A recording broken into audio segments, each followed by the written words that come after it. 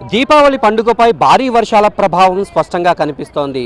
ఉమ్మడి పశ్చిమ గోదావరి జిల్లా వ్యాప్తంగా నిన్న సాయంత్రం నుంచి కురుస్తున్నటువంటి భారీ వర్షాలతోటి ఏలూరు జిల్లాలో ముఖ్యంగా ఏలూరు నగరంలో ఏర్పాటు చేసినటువంటి క్రాకర్స్ దుకాణాలన్నీ కూడా వెలవెలబోతున్నటువంటి పరిస్థితి. భారీ వర్షాల కారణంగా ఆ దుకాణాలు ఏర్పాటు చేసినటువంటి ప్రాంతం అంతా కూడా నీట మునిగినటువంటి పరిస్థితి. ప్రస్తుతం మనం ఇక్కడ విజువల్స్లో స్పష్టంగా చూడొచ్చు.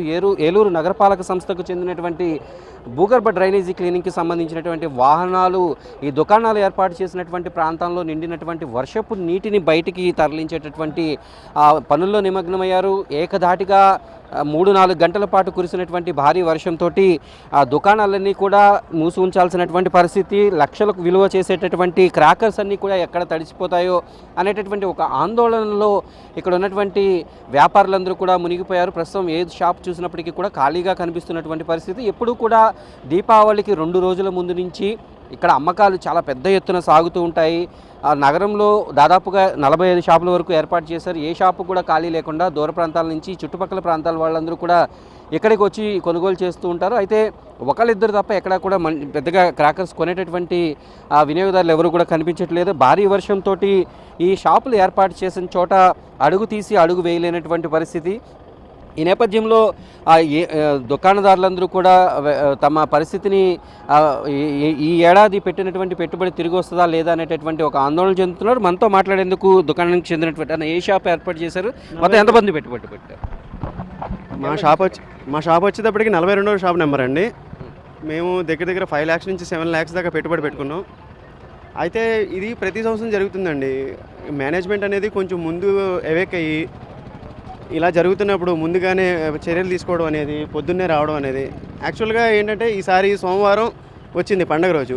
ఈ సోమవారం అనేటప్పటికి ముందు రోజు ఆదివారం వచ్చేటప్పటికి అందరూ ఎక్స్పెక్ట్ చేసేది ఏంటంటే కొంచెం వ్యాపారం ఎక్కువ ఉంటుందని. కానీ ఇలాంటి తీవ్ర ప్రభావం వల్ల రాత్రి ఎడతెరిగి వర్షం వచ్చేటప్పటికి జనాలు ఎట్లా అయిపోతున్నారంటే కొంచెం లోపలికి రావాలంటే కంగారు పడుతున్నారనమాట.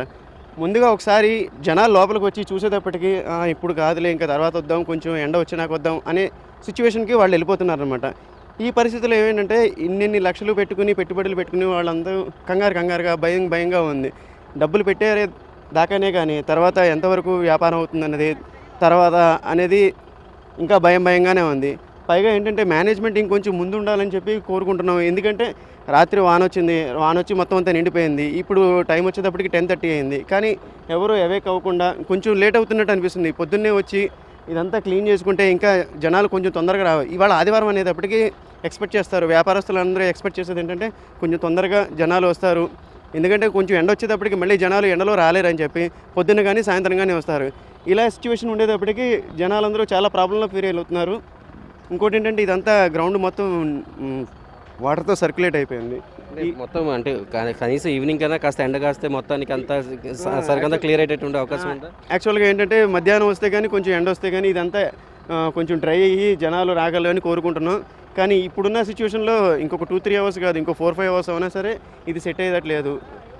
ఇది పరిస్థితి మనం చూడొచ్చు. ఇక్కడ ఇంకా గ్రౌండ్ డ్రైనేజీ వ్యవస్థను అంతా కూడా క్లియర్ చేసేటటువంటి పనులు పడ్డారు. దాదాపు 2-3 అడుగుల మేర వరకు నీరు చేరింది. కానీ ఇప్పుడు అదంతా కూడా తోడేటటువంటి క్రమంలో ఉన్నారు. అయితే ఈ నీరంతా కూడా తోడినప్పటికీ బురద అనేది ఉండిపోతుంది.